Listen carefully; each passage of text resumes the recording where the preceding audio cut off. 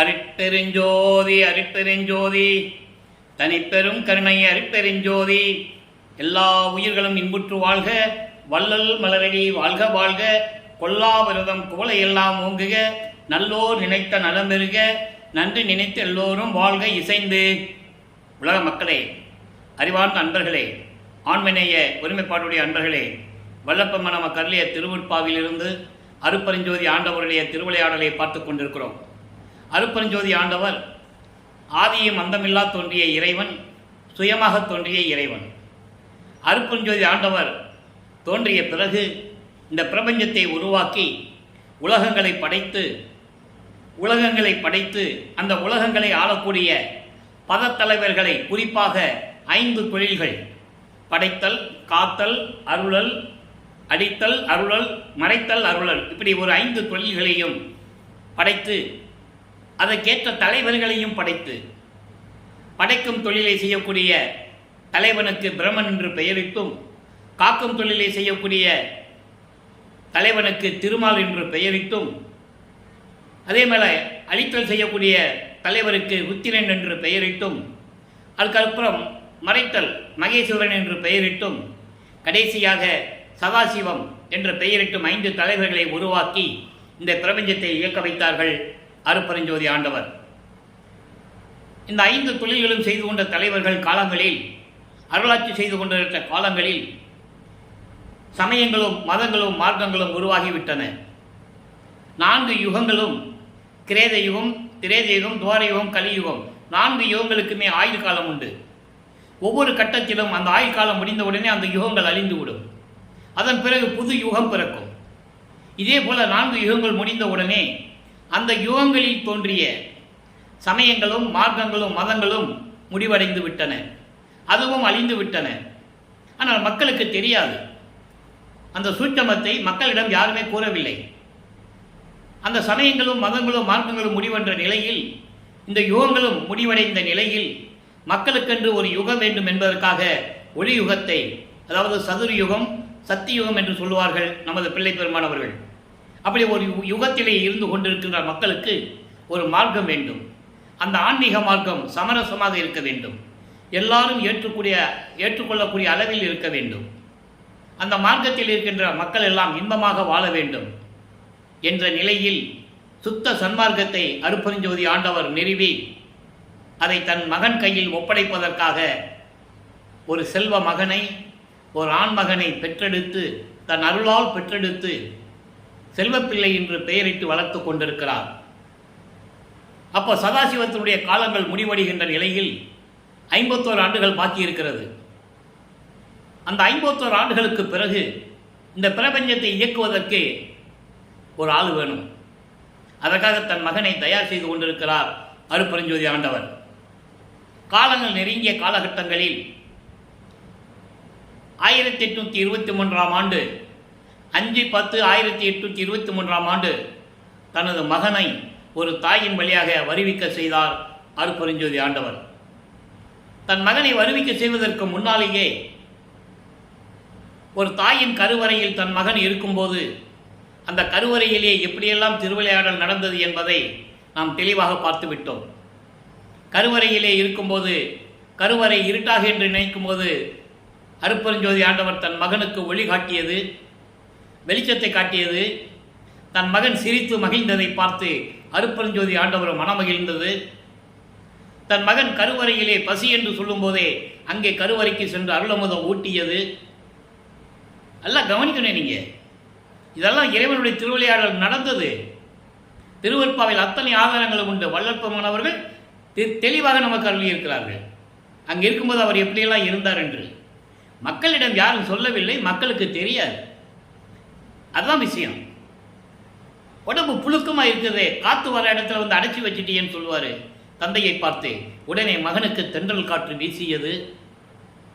அதன் பிறகு வருவிக்க உற்ற பிறகு ஒரு தாயின் கருவறையிலே 10 மாதம் இருந்து வெளியே வரும்போது அங்கே பிரம்மன், திருமால், ருத்திரலாம் நமது குழந்தை இறைவன் அவர்களை, பிள்ளை பெருமான் அவர்களை வரவேற்கிறார்கள்.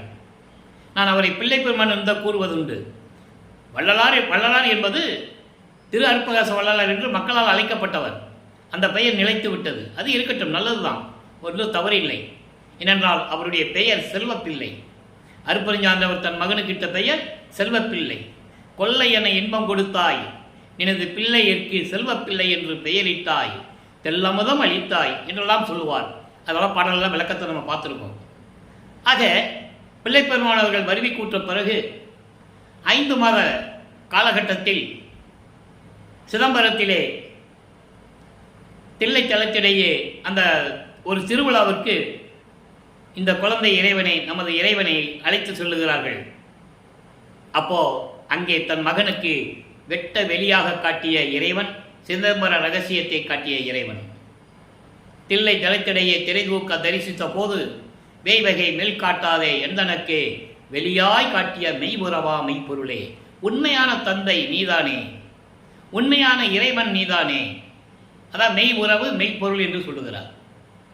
வேய்வகை மேல் காட்டாதே என்று சொல்லுவது இந்த ஆபரணங்களை அணிந்து உடம்பு ஃபுல்லாக நகைகளை போட்டுக்கிட்டு தலையில் கிரீடம் வச்சுக்கிட்டு கையில் சூலாயத்தை வச்சுக்கிட்டு பட்டாடை உடிச்சுக்கிட்டு பூணூல் போட்டுக்கிட்டு அந்த மாதிரி உருவம் இல்லாமல், அதான் வேய்வகை மேல் காட்டாதே, இதெல்லாம் போடாமல் வெளியாய் காட்டிய மெய்புறவா மெய்ப்பொருளே, இறைவனுடைய சுயரூபம் சுய வடிவம் அதை தன் மகனுக்கு காட்டி சிதம்பர ரகசியத்தை காட்டியது. சிதம்பரம் என்பது இந்த சிதம்பர ஊர் கிடையாது, நல்லா கவனிச்சிக்கணும். சிதம்பரம் என்பது சுத்த சிவஞான வெளி. சிதம்பரம் என்பது சுத்த சிவஞான வெளி. அருட்பெருஞ்சோதி ஆண்டவருக்கு சிதம்பரம் என்ற ஒரு பெயர் உண்டு, நல்லா புரிஞ்சுக்கணும் நீங்க. அப்போ இந்த சிதம்பரத்தில் நடராஜன் வந்து அவர் சைவ சமயத்தை சேர்ந்தவன். சிவபெருமானு நடராஜன் எல்லாம் ஒரு பேர். சொக்கநாதன், மகாலிங்கம், சந்தன மகாலிங்கம், சுந்தர மகாலிங்கம், இப்படி நிறைய பேர்கள் உண்டு. அது சைவ சமயத்தினுடைய தலைவன் பேர். அது ஒரு பக்கம் இருக்கட்டும். இப்போ இந்த நிலையில் இருக்கும்போது சென்னையிலே 1வது ஆண்டிலிருந்து வல்லப்ப மாணவர்கள் வருவிக்க விட்டு 1வது ஆண்டிலிருந்து 8 ஆண்டுகளுக்குள் என்ன நடந்தது? ஏனென்றால் 1823ஆம் ஆண்டு தொடங்கிய திருவிளையாடல் 51 ஆண்டுகள் நடக்கிறது. 30/1/1874 இரவு 12 மணி வரைக்கும் நடக்குது. அப்போ இந்த 51 ஆண்டுகளை 8 ஆண்டுகளாக பிரித்து தன் மகனுக்கு அருளை கொடுத்து கொண்டிருக்கிறார் அருட்பெருஞ்சோதி ஆண்டவர். திருவிளையாடல் செய்து கொண்டிருக்கிறார். அப்போ சமயங்களும் மதங்களும் மார்க்கங்களும் சூழ்ந்திருந்த காலகட்டங்களில் நமது பிள்ளை பெருமானவர்களும் சைவ குலத்தில் வருவிக்க உற்றதனால், நல்லா கவனிக்கணும், வருவிக்க உற்றவர் என்றுதான் சொல்ல வேண்டும். பிறந்தார் என்று சொல்லக்கூடாது, அவதரித்தார் என்று சொல்லக்கூடாது. பிறக்கிறவனுக்கும் அவதரிக்கிறவனுக்கும் இறப்பு உண்டு. வருவிக்க உற்றவன் என்பதை இறைவனால் பெற்றெடுத்த பிள்ளை, இறைவனால் பெற்றெடுத்தவர் என்று பொருள். அவருக்கு பிறப்பு இறப்பு இல்லை, ஒவ்வொரு யுகத்திலையும் இருந்தவர் என்பதை பாடல்களின் மூலமாக பிள்ளை பெருமானவர்கள் நமக்கு அருளியிருக்கிறார்கள் என்பதை இங்கு நான் பதிவு செய்ய கடமைப்பட்டிருக்கிறேன். ஊழிதோறும் ஊழி உழப்பராது ஓங்கி வாலி என்று எனக்கு வாய்த்த நன்னீதியே, ஊழிதோறும் ஊழி உளவினும் அழியா உடம்பை அளித்தனன் என்று கூறுவார்.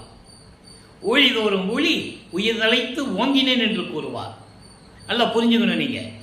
அப்போ இந்த நிலையில் இருக்கின்றவர் 8 ஆண்டுகள் வரைக்கும் ஒன்றுமே நடக்கலை. அப்போ தான் இவரை கொண்டு போய் பள்ளிக்கூடத்தில் சேர்க்கிறது, பள்ளிக்கூடத்துக்கு போக முடியாதுன்னு சொல்கிறது, உங்ககிட்ட நான் படிக்க முடியாதுன்னு ஆசிரியர்கிட்ட சொல்கிறது. இந்த நிலையில் இருக்கும்போது வருவிக்க விட்ட சொந்தங்கள் இருக்குல்ல, அவங்களாம் என்ன பண்ணுவாங்க? உலகத்தில் இயற்கை தானே, ஒரு குழந்தைய பள்ளிக்கூடத்தில் சேர்த்து படிக்க போகலன்னா என்ன பண்ணுவாங்க? குழந்தைய திட்டுவாங்க, அடிப்பாங்க. இப்படியெல்லாம் ஒரு நிகழ்ச்சி நடந்து கொண்டு இருக்கிறது. இவர் இறைவன் என்று அவங்களுக்கு தெரியாது.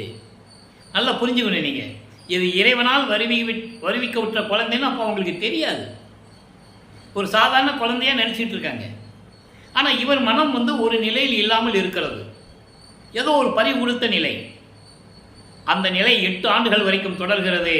9வது ஆண்டு தொடக்கத்தில் இறைவன் அவர் முன் தோன்றி, எப்படி தோன்றுகிறார்? சைவ சமயத்தின் தலைவனாகிய அருட்பெருஞ்சோதி ஆண்டவருக்கு பதிலாக சிவபெருமான் ரூபத்திலே தோன்றுகிறார். நல்லா புரிஞ்சுக்கணும் நீங்க. சிவபெருமான் ரூபத்தில் அருட்பெருஞ்சோதி ஆண்டவர் தோன்றுகிறார். காரணம், தன் மகனை சமயங்களிலும் மதங்களிலும் மார்க்கங்களிலும் இருக்க செய்ய வேண்டும். இப்போ அவருக்கு சுத்த சன்மார்க்கம் தெரியாது, வல்லற்பெருமானுக்கு சுத்த சன்மார்க்கம் தெரியாது, அருட்பெருஞ்சோதி ஆண்டவர் யாருன்னு தெரியாது.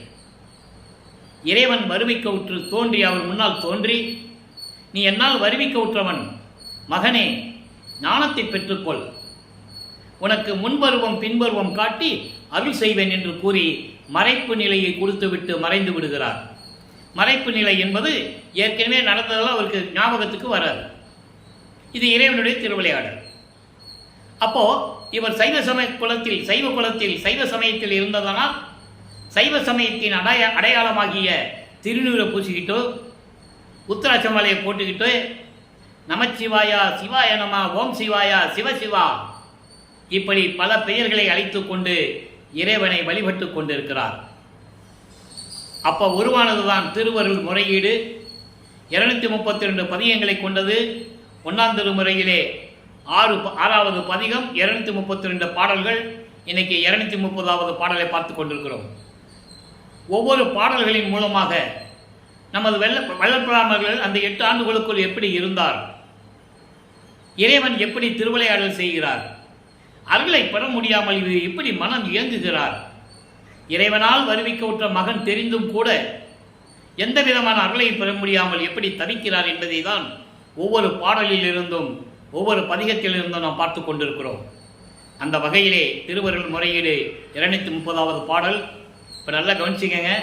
வல்லப்பெருமானவர்கள் 9வது ஆண்டில் இருந்து கொண்டிருக்கிறார். ஞானத்தை பெற்றுவிட்டார். வேறு எந்த நினைப்பும் அவருக்கு இருக்காது. சுத்த சன்மார்க்கம் தெரியாது, அருப்பஞ்சாண்டவர் தெரியாது. இந்த நிலையில் இருக்கும்போது முறையீடு செய்கிறார். அதுதான் திருவருள் முறையீடு. இன்னைக்கு 230வது பாடல்.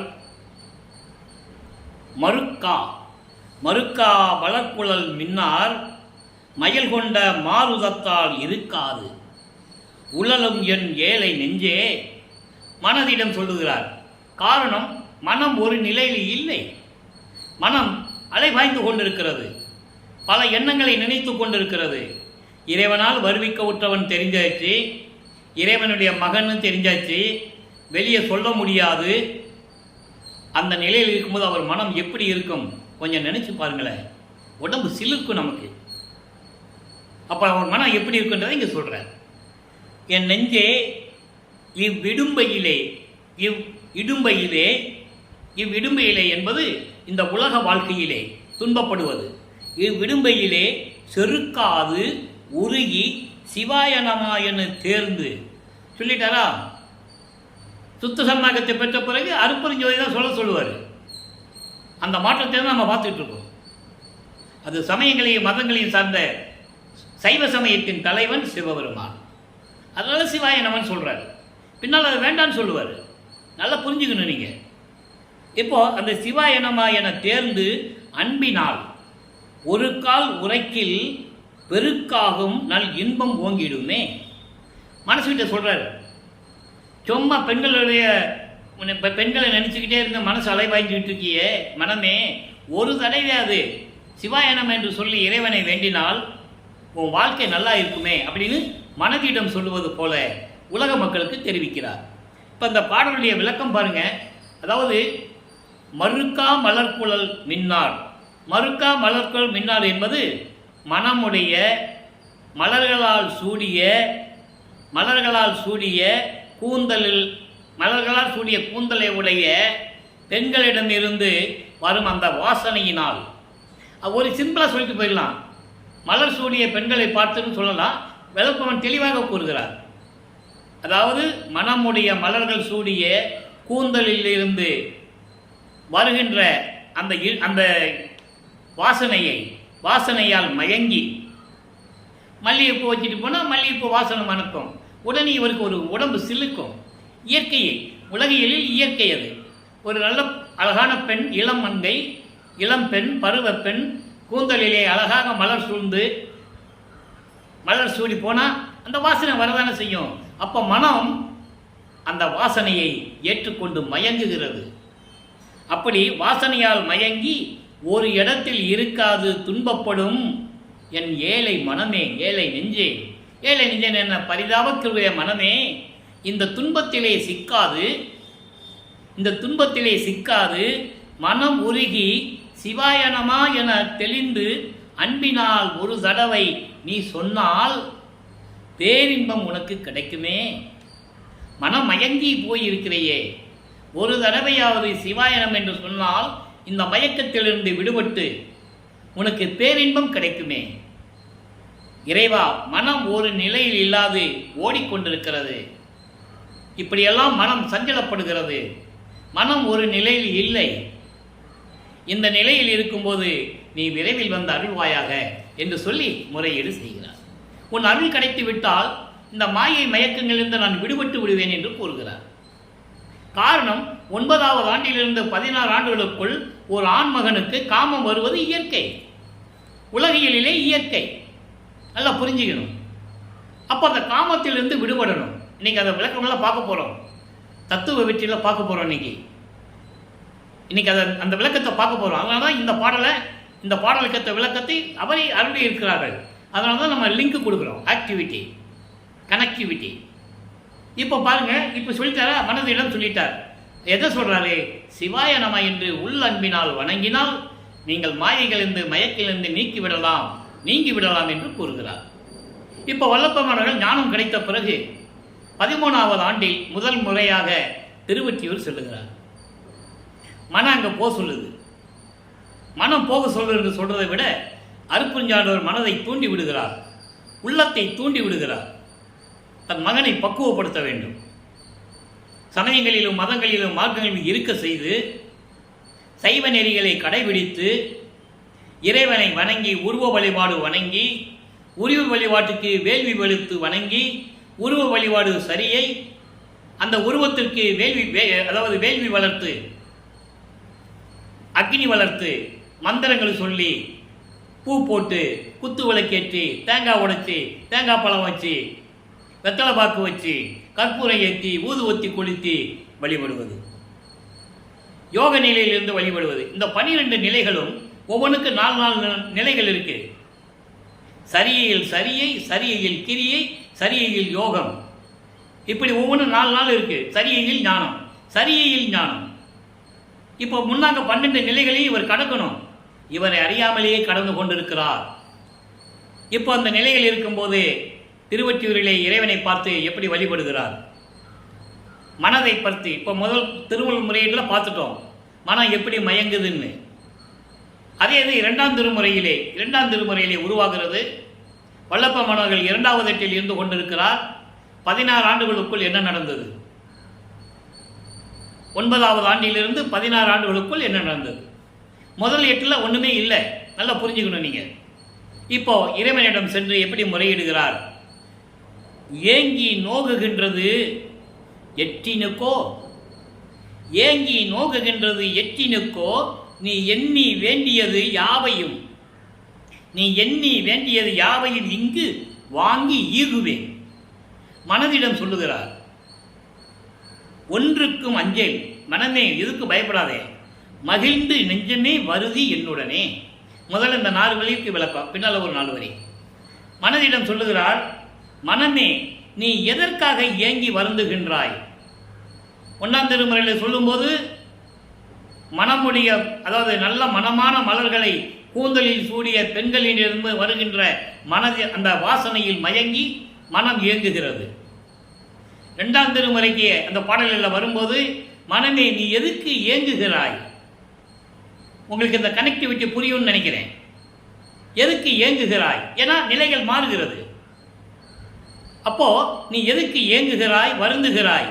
நீ நினைத்ததை எல்லாம் இறைவனிடமிருந்து உனக்கு வாங்கி தருவேன். மனமே பயப்படாதே, இறைவனிடமிருந்து எல்லாமே உனக்கு வாங்கி தரேன். அதுக்கு நீ என்ன பண்ணணும்? என்னுடன் நீ வர வேண்டும். மனமே நீ என்னை விட்டு எங்கேயும் சொல்லக்கூடாது, என் கூடையே இருக்கணும், என் உள்ளேயே இருக்கணும், என் கூட வா. எங்க வர சொல்றாரே? ஓங்கி ஒற்றியூர் இடை. திருவொற்றியூரிலே விளங்கி கொண்டிருக்கின்ற இறைவன் எப்படிப்பட்ட இறைவன்? அறவும் ஒளிகொள் திங்களும் கங்கையும் சடைமேல் தாங்கி வாழும் நம் தானுவாம். திருவொற்றியூரிலே விளங்கிக் கொண்டு பாம்பை கணத்தில் அணிந்து கொண்டு ஒளிர்விடக்கூடிய திரை சந்திரனை சடையில் சூடிக்கொண்டு கங்கையை தலைமேல் தாங்கிக் கொண்டு அப்படிப்பட்ட இறைவன் இருக்கின்ற இறைவன் தானுவாம். அப்படிப்பட்ட அருளை கொடுக்கக்கூடிய இறைவன். நம் இறைவன் செல்வ தந்தையார் திருவடியை சரண் புகழாமே. இறைவனுடைய திருவடிக்கு அடைக்கலம் புகழாமே, அடைக்கலம் போகலாமே.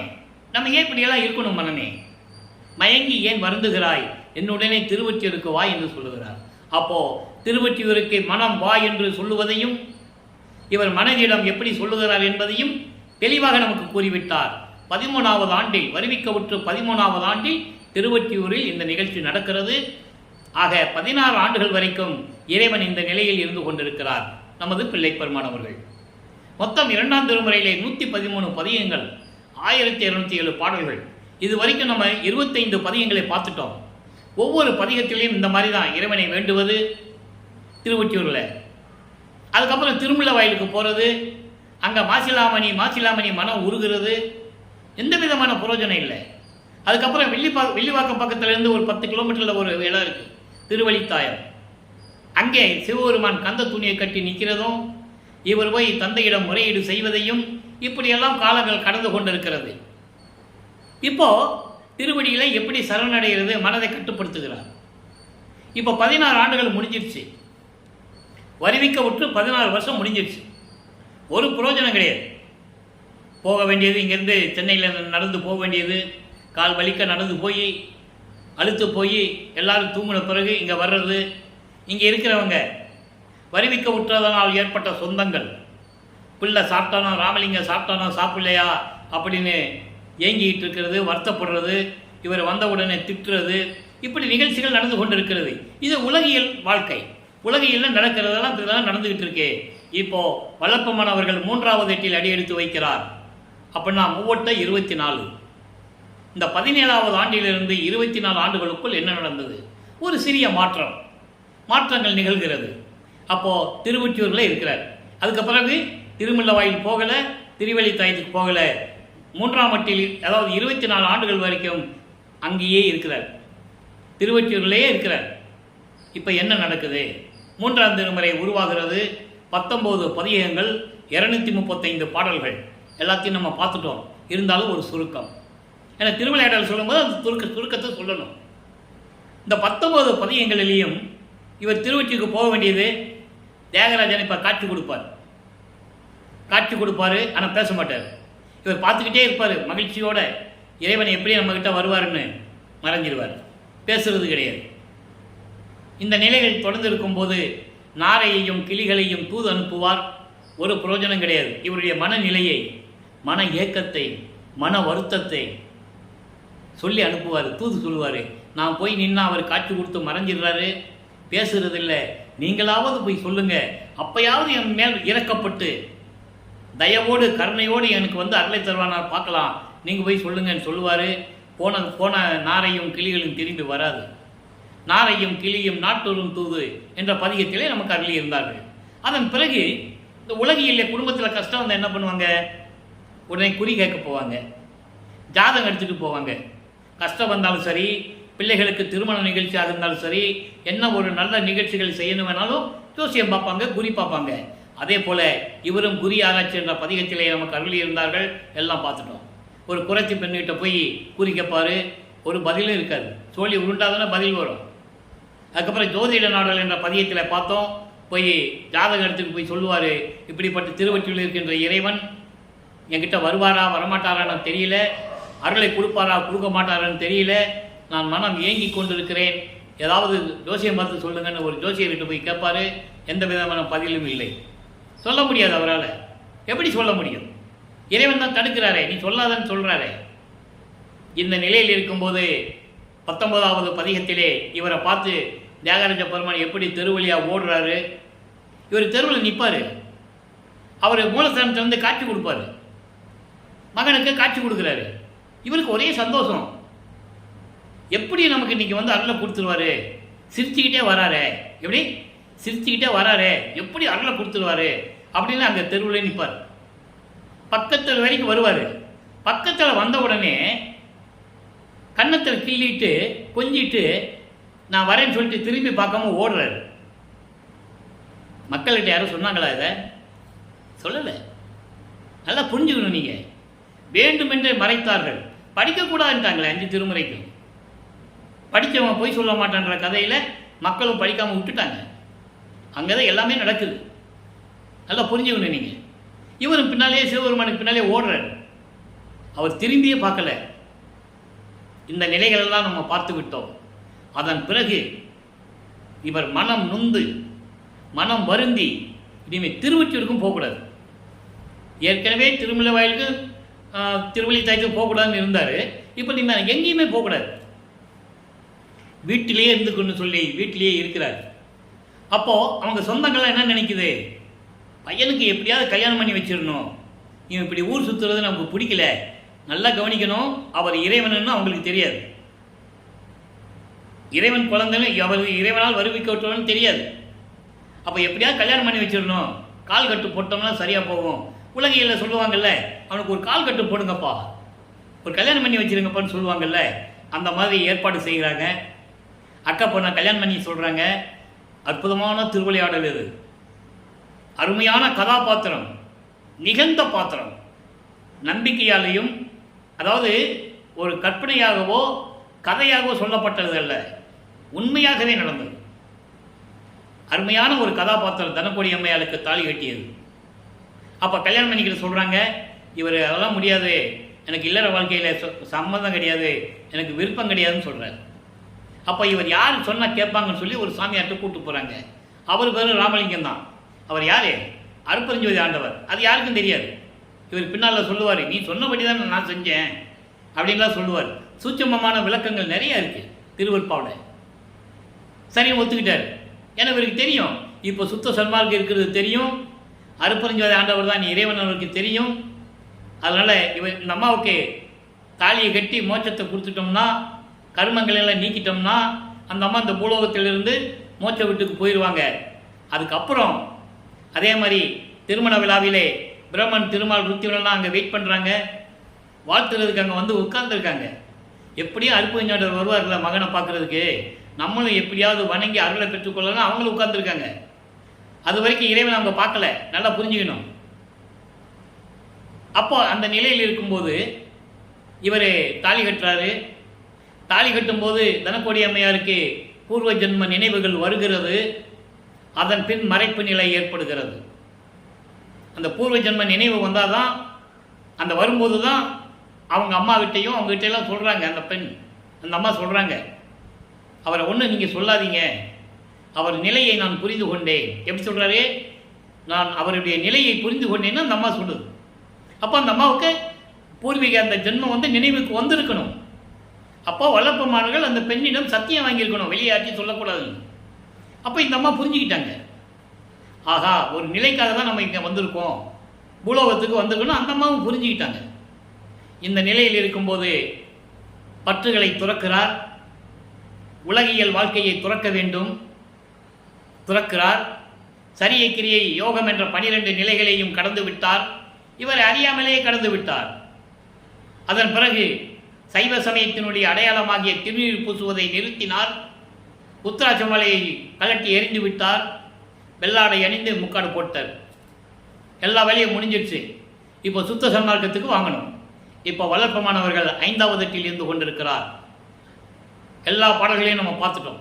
33வது ஆண்டிலிருந்து 40 ஆண்டுகளுக்குள் என்ன நடந்தது? சென்னையிலிருந்து நேராக சுத்த சிவஞான வெளிக்கு சென்று கொண்டிருக்கிறார். அங்கே தான் சுத்த சன்மார்க்கத்தை போய் வாங்கணும். அதுக்கு முன்னால் அருப்பெருஞ்சோதி ஆண்டவர் எப்படியெல்லாம் அருட்பிரகாச மாலையிலே வந்து தன் மகனுக்கு அருளை கொடுத்தாருன்னு பார்த்துட்டோம்.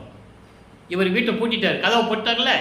அப்புறம் அவர் தான் வந்து கதவை திறந்து ஒவ்வொரு பாடலிலேயும் எப்படி அருளை கொடுத்தார் என்பதை 100 பாடல்களிலே நாம் பார்த்து விட்டோம். ஒரு கால் உள்ளே வச்சு ஒரு கால் வெளியே வச்சு மகனை கூப்பிட்டு அருள் கொடுக்குறாரு. ஏன் வீட்டுக்குள்ளே வரலன்ற காரணத்தையும் நம்ம சொல்லிட்டோம். வீட்டுக்குள்ளே போனோம்னா இவர் பூட்டிடுவார், மகன் பூட்டிடுவார், நம்ம வெளியே போக முடியாது. ஏன்னா இன்னும் பாக்கி இருக்கு. 51 ஆண்டுகளில் 32 ஆண்டுகள் தான் முடிஞ்சிருக்கு. நீ 19 வருஷம் இருக்க. 32 வருஷம் முடிஞ்சிருக்கு, நீ ஒரு 19 வருஷம் இருக்கு. அதனால் அருளை கொடுத்து விட்டு சென்று விடுகிறார். இவர் தத்துவங்களை கடந்து, அந்தங்களை கடந்து, சரியை கிரிய யோகம் என்ற 12 நிலைகளை கடந்து, வெளிகளை கடந்து, பரவெளி, பரம்பரவெளி, பராபரவெளி, பெருசுகவெளி, பெருவெளி, இப்படி வெளிகளெல்லாம் கடந்து பறந்து சென்று கொண்டிருக்கிறார் சுத்த சிவஞான வெளிக்கு. நினைச்ச இடத்துல இருப்பார். அந்த நிலையில் இருக்கும்போது அங்கே மகனை வரவேற்கிறார் அருட்பெருஞ்சோதி ஆண்டவர். அங்கே சத்தியஞான சபை இருக்கிறது. அந்த சத்தியஞான சபை தான் அதே வடிவத்தில் இங்கே நமக்கு அமைச்சது வள்ளல் பெருமானவர்கள். அந்த வரலாற்றை நம்ம பின்னால் பார்க்க போகிறோம். இப்போ இந்த நிலையில் இருக்கும்போது அங்கே சுத்த சன்மார்க்கத்தை பெறுகிறார். அது பாடலிலே தெளிவாக இருக்கிறது. சுத்த சன்மார்க்கத்தை பெற்றேன், இரவாமை உற்றேன் கான் தோழி என்று கூறுவார். நான் தத்துவங்களை கடந்துதான் போய் சுத்த சன்மார்க்கத்தை சுத்த சிவஞான வெளிக்கு போனேன்னு சொல்லுவார். அதுக்கான பாடல்கள் விளக்கங்கள்லாம் நான் கொடுத்துருக்கேன், ஆதாரங்களை கொடுத்துருக்கேன், உண்மை நிலையை உங்களுக்கு விளக்கி சொல்லியிருக்கேன். யாரும் மறுக்க முடியாது.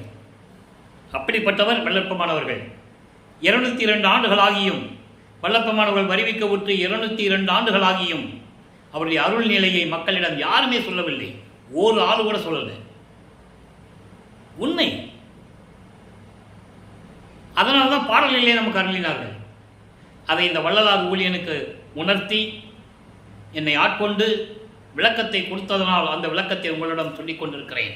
6000 திருமுறைகளுக்கும் இறைவன் அருளால் விளக்கம் பெற்றிருக்கிறேன், இறைவனிடமிருந்து, வள்ளல் பெருமானிடமிருந்து. ஆக இந்த விளக்கங்கள் எல்லாம் இதை ஏன் சொல்லுகிறேன் என்றால் நீங்கள் புரிந்து கொள்ள வேண்டும். இது கற்பனையாக சொல்கிறாரா, இவர் பொய் சொல்கிறாருன்னு நீங்கள் நினைக்கக்கூடாது. அதுக்காக தான் இதை நான் சொல்கிறேன். பாடல்களில் இருக்கிறது.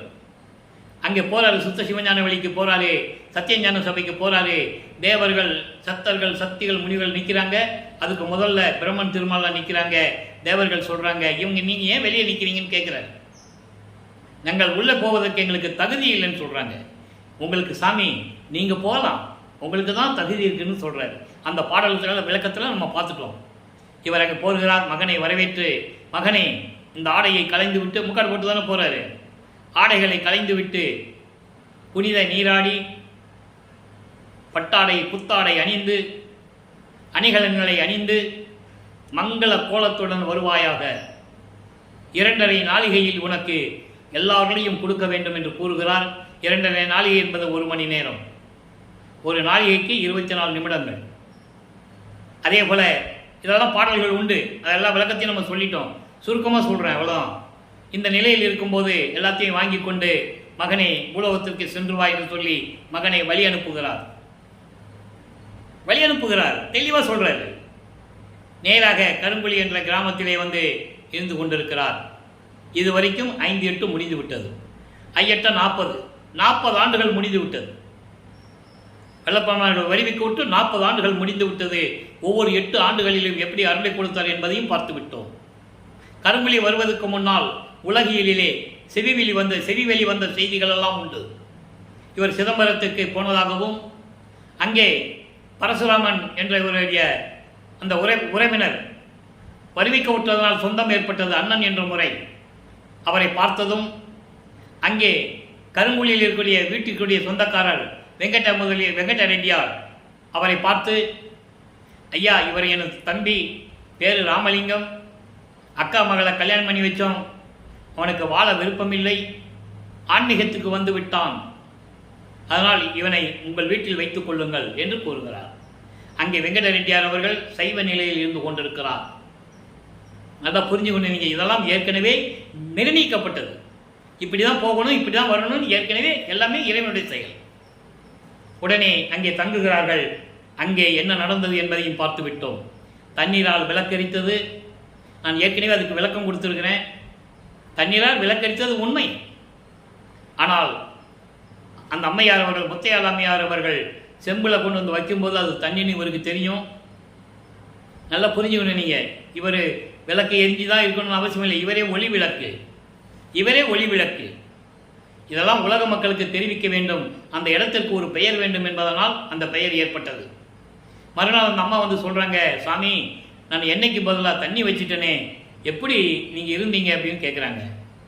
அப்படியாம்மா, நான் என்னன்னு நினச்சி தான் ஊற்றுனேன், விளக்கு எரிஞ்சது. எப்படி சாமி அப்படின்னு அந்த அம்மா கேட்குறாங்க. எல்லாம் இறைவன் செயல். நல்லா புரிஞ்சுக்கணும். தான் இறைவன் சொல்லவே இல்லை, எல்லாம் இறைவன் செயல். அருட்பெருஞ்சோதி ஆண்டவர் செய்கிறார். எனக்கு என்ன தெரியும், நான் என்னன்னு நினச்சி தான் ஊற்றுனேன், எரியுது, அவ்வளோதான்.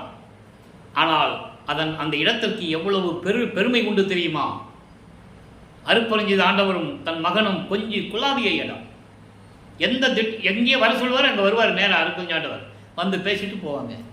அது என்னென்ன பேசுனாங்க, எப்படியெல்லாம் நடந்தது என்பதை பாடலிலே பார்த்து விட்டோம்.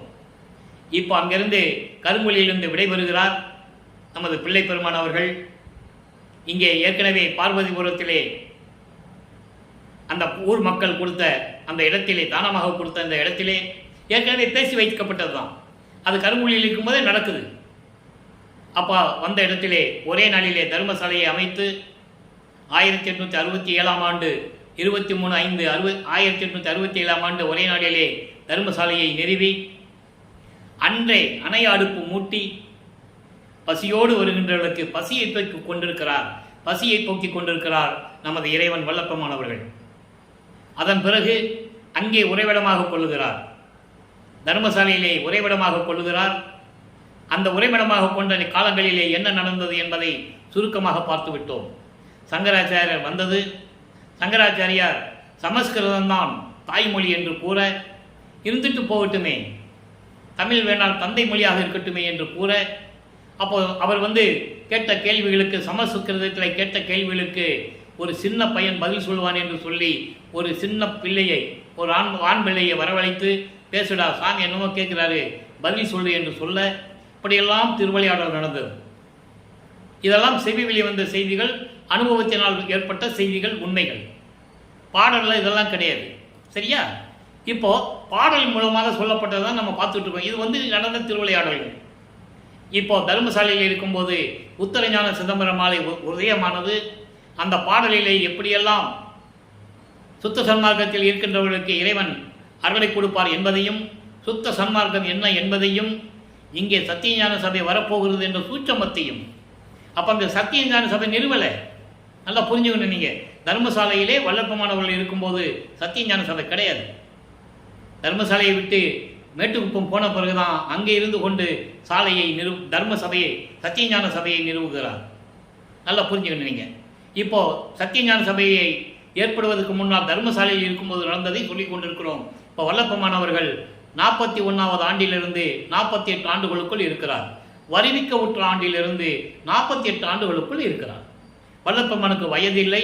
அவரை பற்றி கூறும்போது வயதை பற்றி கூறக்கூடாது என்று நான் ஏற்கனவே இறைவன் இட்ட கட்டளையின்படி உங்களிடம் நான் கூறிக்கொண்டிருக்கிறேன். அவருக்கு வயது இல்லை.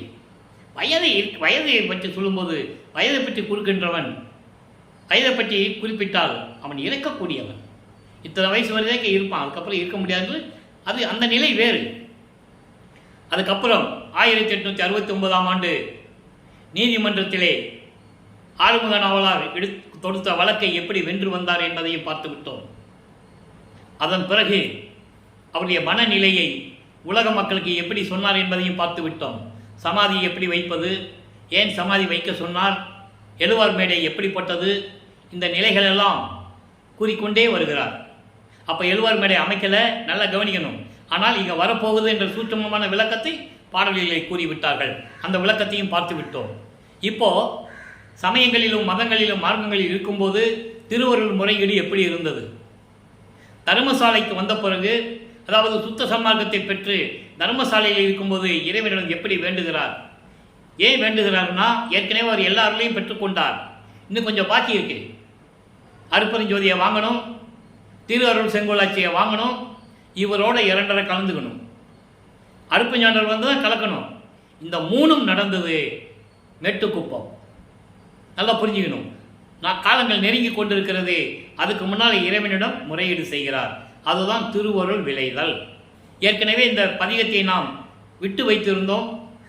இப்போ நம்ம அதை சொல்கிறோம். ஏன்னா இப்போ தான் அதை சொல்லணும், அதனால சொல்கிறோம். பதிகம் 13 6ஆம் திருமுறை திருவடி, அதாவது திருவருள் விளைதல் 14வது பாடல் 6ஆம் திருமுறை.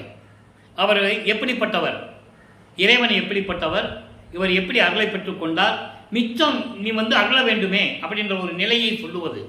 அதான் திருவருள் விளைதல். விளைதல் என்பது வேண்டுதல். உன்னுடைய திருவருளை நீ கொஞ்சம் பாக்கி இருக்கே, அதை குடுன்னு சொல்கிறது. குடுன்னு சொல்லுவார், வாங்கினது மேட்டுக்குப்போம். நல்லா புரிஞ்சுக்கணும். நீங்கள் அரசு எல்லாம் வழங்கும் தனி அரசு, அரசு எல்லாம் வழங்கும் தனி அரசு, அது நின் அருள் அரசு என அறிந்தனன். இவரெல்லாம் எல்லாம் போய் தெரிஞ்சுட்டு வந்துட்டாரே. அதாவது எல்லா அருளையும் நன்மைகளையும், எல்லா அருளையும் நன்மைகளையும் வழங்கக்கூடிய அரசு உன்னுடைய அரசு, அது அருள் அரசு, அது எனக்கு தெரியும். அரசு எல்லாம் வழங்கும் தனி அரசு அது உன்னுடைய அருள் அரசு என அறிந்தனர். சரியா? எல்லாம் எனக்கு தெரிஞ்சு போச்சு. பின் உரை செய்யும் நின் அருள் மேல் உற்ற பேராசை உளமெல்லாம் இடம் கொண்டது எந்தாய். ஏன் நான் சொல்கிறேன் அப்படின்னா, இதை ஏன் நான் சொல்கிறேன், எல்லாம் நான் தெரிஞ்சுக்கிட்டேன். இதை ஏன் சொல்கிறேன்னா, உரை செய்யும் நின் அருள் மேல் உற்ற ஆசை, அதாவது புகழை சேர்க்கக்கூடிய உன்னுடைய அருளாசை மேல் கொண்ட நான் பேராசை, மா காதல் என்று சொல்லுவார். பேராசை என்பது மா காதல், இறைவன் மீது அளவற்ற காதல் கொண்டுள்ளது, அளவற்ற அன்பு. அப்படி உள்ளதனால் உள்ளம் எல்லாம் இடம் கொண்டது எந்தாய். தாய் உள்ளம் கொண்ட இறைவனே, உன்னுடைய பேராசையினால், உன் மீது கொண்ட நான் பேராசையினால், புகழை சேர்க்கக்கூடிய உன் அருளில் கிடைக்க அந்த பேராசையினால் என் உள்ளமெல்லாம் குடிகொண்டது. தாய் உள்ளம் கொண்ட இறைவனே, வர செய்யாது, அது எப்படி இருக்குன்னா, வர செய்யாது மேன்மேல் பொங்கி வாய் தழும்பி வலிகின்றது என் வசம் கடந்து. அதாவது வரை செய்யாதுன்னா அளவில்லாது, அதுக்கு எல்லையே கிடையாது, கரை கிடையாது, கரை கடந்த கடலேன்னு சொல்லுவார். கங்கு கரை கடந்த இறைவனே என்று சொல்லுவார். அளவில்லாத அன்பு இருக்கே, இந்த உன்னுடைய மேல் நான் கொண்டுள்ள காதல் இருக்கே, அந்த பாசம் அன்பு, அது அளவில்லாமல் பொங்கி வலிகின்றது, ததும்பி வலிகின்றது. எப்படி உள்ளம் ததும்பி வலிகின்றது எப்படின்னா, ஒரு பாத்திரத்தில் பால் பொங்க வச்சோம்னா எப்படி அந்த பால் பொங்கி தளியும், பொங்கி வலியும் இல்லை, அதை உவமானமாக கூறுகிறார். ஒரு பாத்திரத்தில் பாலை சுட வச்சோம்னா அது பொங்கி வலியும், அதுபோல என் உள்ளம் பொங்கி வலிகின்றது. பொங்கி வலிகின்றது என் வசம் கடந்து, என் வசத்தில் இல்லை என் மனம், அளவு கடந்து உன் மீது கொண்ட பேராசையினால் என் உள்ளம் அளவு கடந்து பொங்கி வலிகின்றது, பாசம் வலிகின்றது, காதல் காதல் கொண்டுள்ளது என் மனம் என்று கூறுகிறார். இறை செய்யும் என் ஆவி தலைக்க, நலசிலன் இறை செய்யும் என் ஆவி தலைக்க இவ்வருளை ஈந்து அருள் இற்றை பொழுதே சொல்லிட்டாரா, வேண்டுகிறார். எப்படி, அதாவது சுத்த சன்மார்க்கத்தை பெற்று எல்லாரையும் பெற்றுக்கொண்டு வந்துட்டாரு. ஆனால் இன்னும் சில பாக்கி இருக்கு, அதை வாங்கணும். வாங்கின பிறகு மேட்டுக்குப்பம் போக முடியும். ஜீவகாரணி ஒழுக்கத்தை சொல்லணும். ஜீவகாரணி ஒழுக்கம் எங்கே உருவாச்சு? தர்மசாலையில் உருவாச்சு. அதை நம்ம பின்னால் விளக்கம் தர போகிறோம். எப்போ இவர் தர்மசாலையை விட்டு வெளியே கிளம்புறாரோ மேட்டுக்குப்பத்துக்கு, அப்போ தான் ஜீவகாரணி ஒழுக்கம் தருவோம். ஏற்கனவே நான் சொல்லியிருக்கேன். 7 பிரிவுகளாக சொல்லணும்.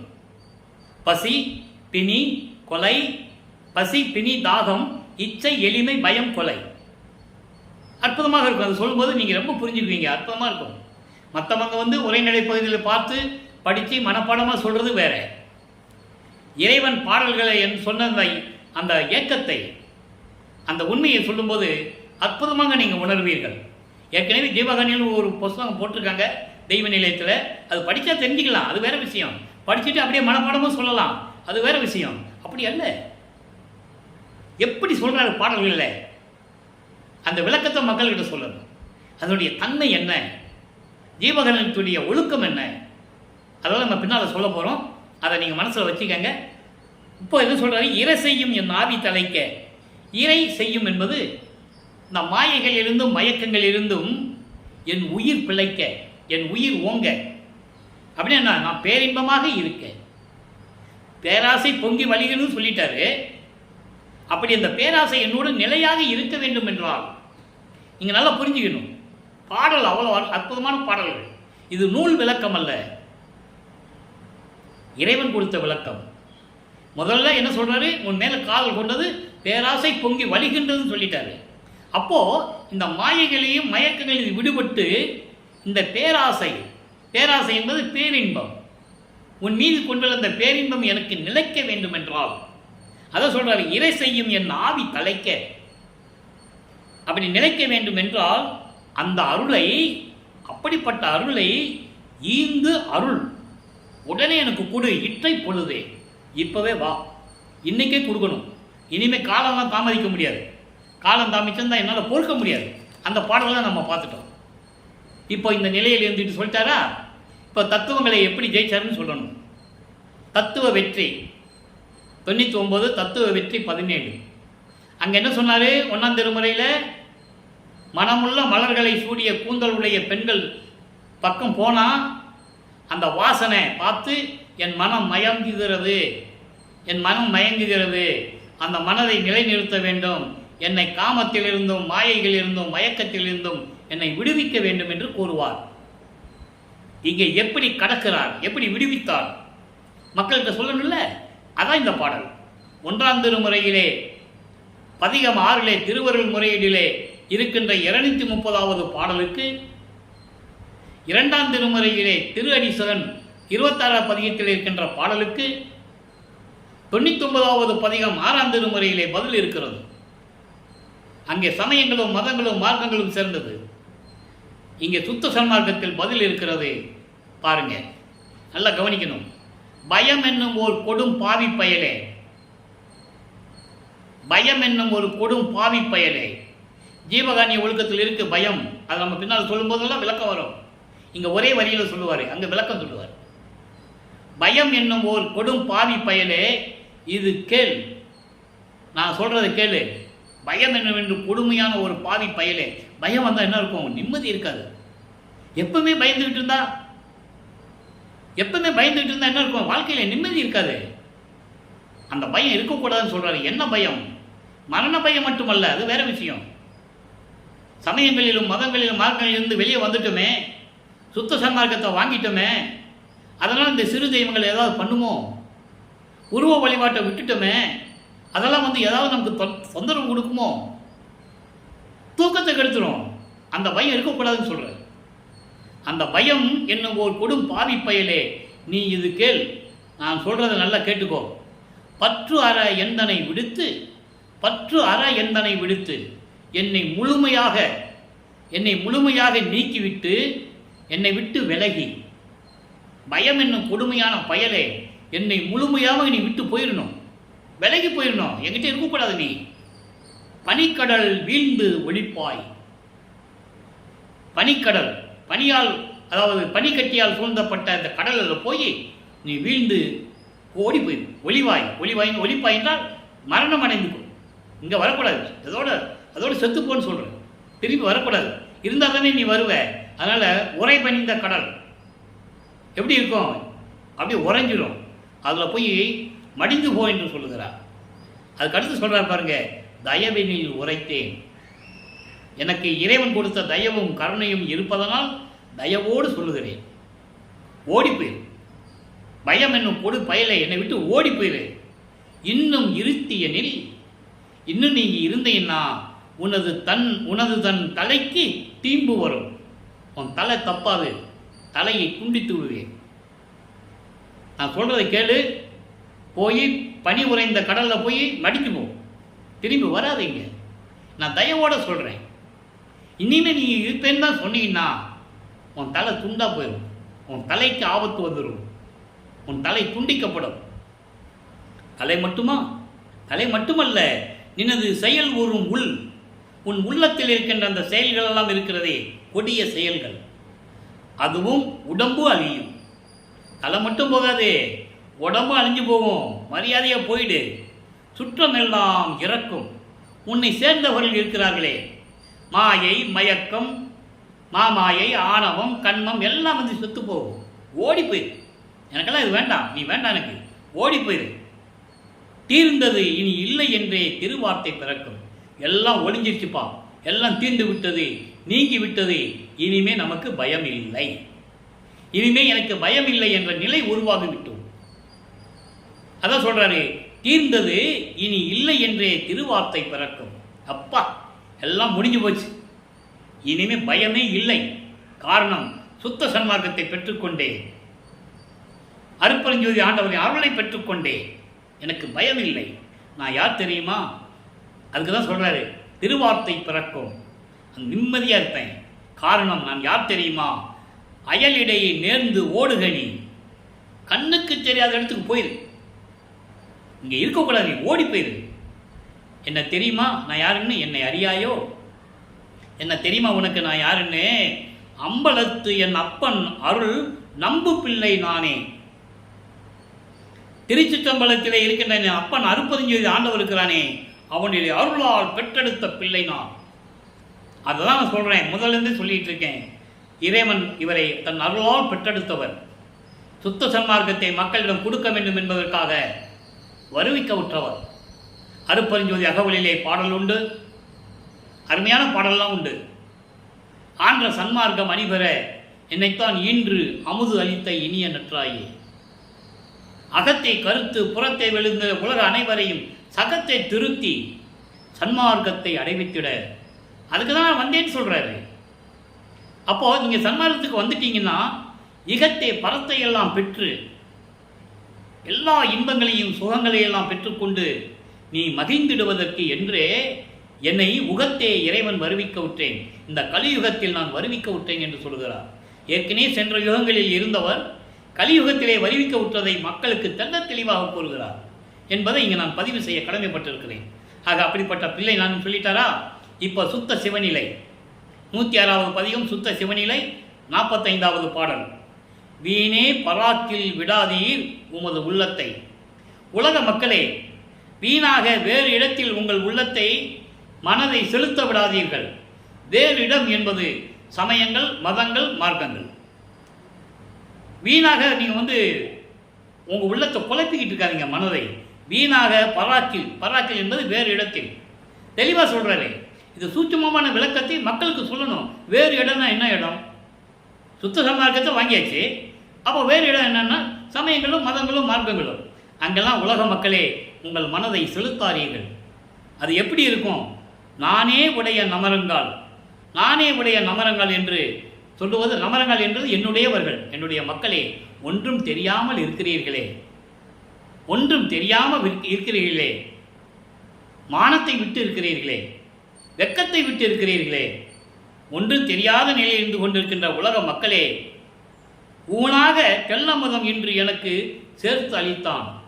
இறைவனை சொல்கிறாரே, ஊனாக எனக்கு சாப்பாட்டுக்கு பதிலாக, உணவுக்கு பதிலாக அருப்பெருஞ்சோதி சுத்த சன்மார்க்கம் என்ற தெல்ல அமுது எனக்கு கொடுத்தான். எப்படி சொல்கிறார் பார்த்தீங்களா? அவர் உணவே உண்டதில்லை, மலஞ்சலம் கழித்ததில்லை, தூங்கியதில்லை. சித்தி வளாகத்தில் சமையல் அறையும் குளிக்கிற அறை இருக்கா? அங்கே மேட்டுக்குப்பத்தில் இல்லாத சத்தியஞான சபையில் தான் இருக்கா? எங்கே அவர் குடித்ததை மலஞ்சலம் கழித்ததை யார் பார்த்தது? நல்லா புரிஞ்சுக்கணும். நீங்கள் வேணும்னு பழி சொன்னார்கள் அவரை. சாப்பிட்டாரு, தூங்கினாரு, பாயில் போய் படுத்துக்கிட்டாரு. அதெல்லாம் சொன்னது யார்? கூட இருந்தவங்க. அதான் உடன் இருந்தவர்கள் சதி செய்யினர் என்று சொல்லுவார். சதி செஞ்சாங்க, என் கூட இருந்துக்கிட்டேன்னு சொல்கிறாரு. அந்த பாடல் விளக்கத்தெல்லாம் பார்த்தாச்சு, யாரும் மறுக்க முடியாது. அந்த நிலையில் இருக்கும்போது சுத்த சன்மார்க்கத்தை பெற்றுக்கொண்டேன், எனக்கு சேர்த்து அளித்தான், சித்தாட உள்ளிய நாள் இது அறிமின் உற்று. உலக மக்களே, மனதை வேறு இடத்தில் செலுத்தாதீர்கள், சுத்த சன்மார்க்கத்தை பெற்றுக்கொள்ளுங்கள். இறைவனிடமிருந்து நான் அந்த அமுதை பெற்றுக்கொண்டேன், நீங்களும் பெற்றுக்கொள்ளலாம். விரைந்து வாருங்கள், விரைந்து வாருங்கள். அந்த நாள் வந்துவிட்டது. உள்ளிய நாள் இது, உள்ளிய நாள் இதுன்னு அந்த நாள் இங்கே வந்து விட்டது. இறைவன் வரப்போகிறான். நீங்கள் சுத்த சன்மார்க்கத்தில் சேர்ந்து அருளை பெற்றுக்கொள்ளுங்கள் என்று சொல்லுகிறார். அடுத்து தனிச்சிரளங்கள் 106வது பாடல். ஒவ்வொரு பாடலுக்கு ஒரு தொடர்பு உண்டு. இந்த பாடலை பாருங்க. நாயினும் சிறிய நாயினும் பெரியேன், யாரில் பெரியேன், தீயில் பெரியேன். தன்னை தாழ்த்திக் கொள்ளுகிறார் இறைவனிடம், தந்தையிடம். நான் நாயை விட கேவலமாக இருந்து கொண்டிருக்கிறேன், இழிவான நிலையில் இருந்து கொண்டிருக்கிறேன், குற்றம் செய்வதில் பெரியவனாக இருந்து கொண்டிருக்கிறேன். காரணம், நான் சமயங்களிலும் மதங்களிலும் மார்க்கங்களிலும் இருந்து கொண்டிருக்கும் போது தேவையில்லாத நிலைகளில் நான் இருந்து கொண்டிருந்தேன் என்று சொல்லுகிறார். என்னை ஆண்டு அருளினை. இந்த ஒரு வரிதான், இதைக்கு விளக்கம் ஒரு மாதம் சொல்லலாம். ஆண்டு அருளினை. எங்கே ஆண்டு அருளினை? எத்தனை நிலைகளை சொல்லுவார். ஒரு தாயின் கருவறையில் இருக்கும்போது ஆண்டு அருளினாய், 5 மாத குழந்தையிலேயே சிவரகசியத்தை காட்டி என்னை ஆண்டு அருளினாய், அதன் பிறகு 9வது ஆண்டிலே ஆட்கொண்டாய், அதன் பிறகு 32வது ஆண்டில் ஆட்கொண்டாய். இப்படி நிறைய நிலைகள் இருக்கிறது.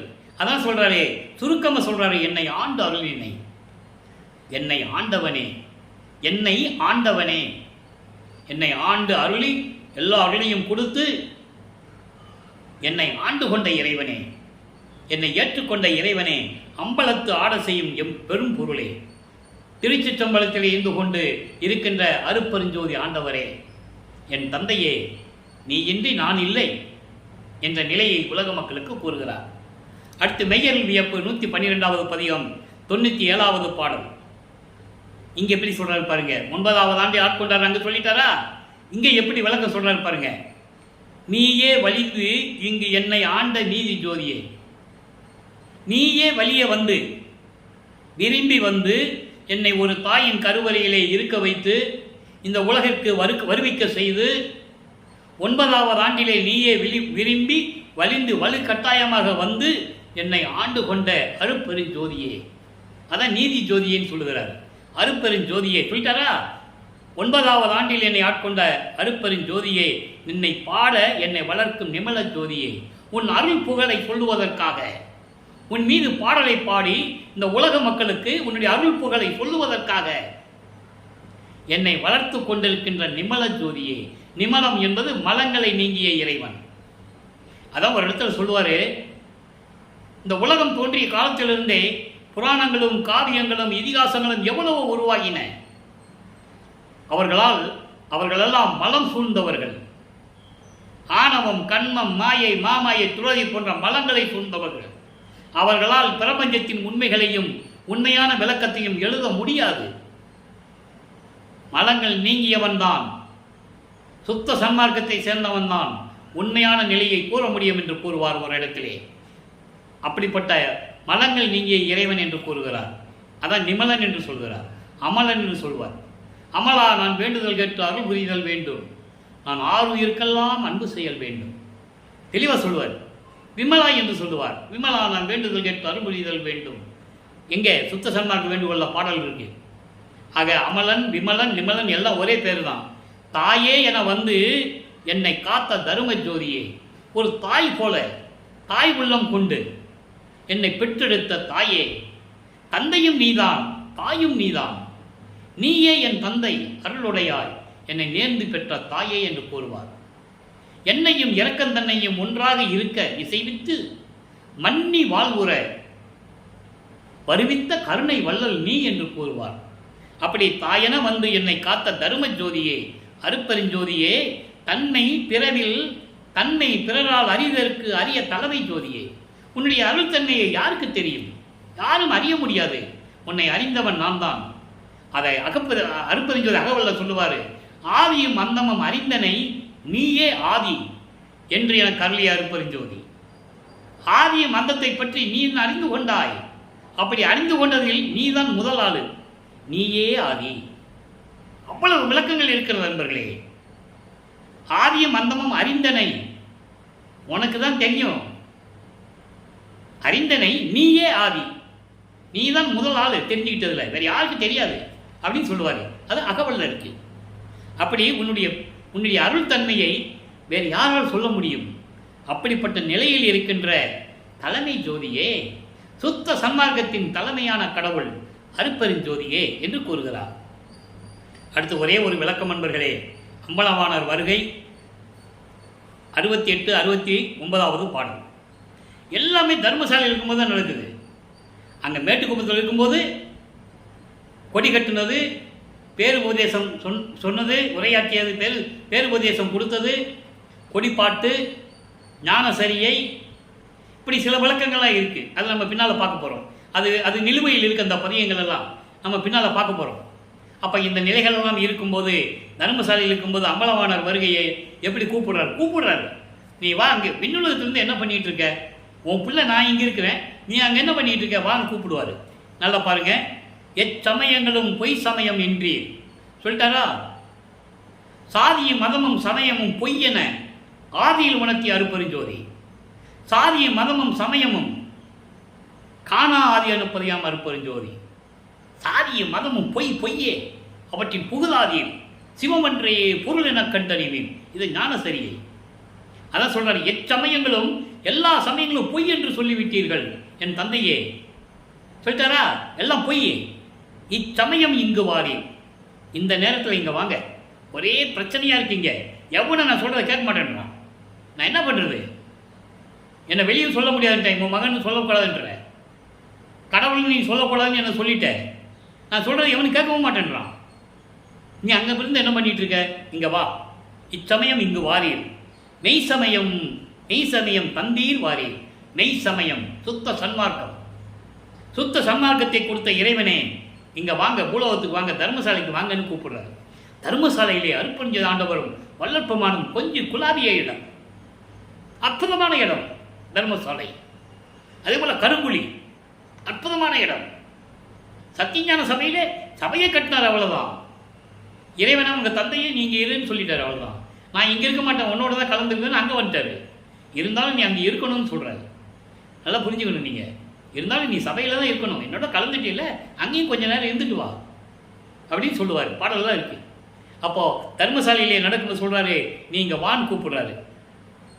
என்பால் கழிப்போடும் அன்பால் உற்று ஈந்து ஒன்று ஈந்து இதை இன்பால் பெருக என்றே. மகனே, நான் கொடுக்கல, அந்த அருளையும் பெற்றுக்கொள் என்று என் மீது அன்பு கொண்டு மகிழ்ச்சியோடு ஒன்று அருள் கொடையை கொடுத்து இதை இன்பால் பெருக, பேருந்தமாக பெருக என்றே வாரீர். அதுதான் ஜீவகாரணிய ஒழுக்கம். இங்கே தான் ஜீவகாரணிய ஒழுக்கம் உருவாகிறது. தென்பால் முகம் கொண்ட மாதிரி தென்பால் முகம் கொண்டு வந்து தெற்கு திசையை நோக்கி. நீங்கள் பார்த்தீங்கன்னா தீபம் இருக்கணும், தெற்கு திசையை நோக்கி தான் இருக்கும்.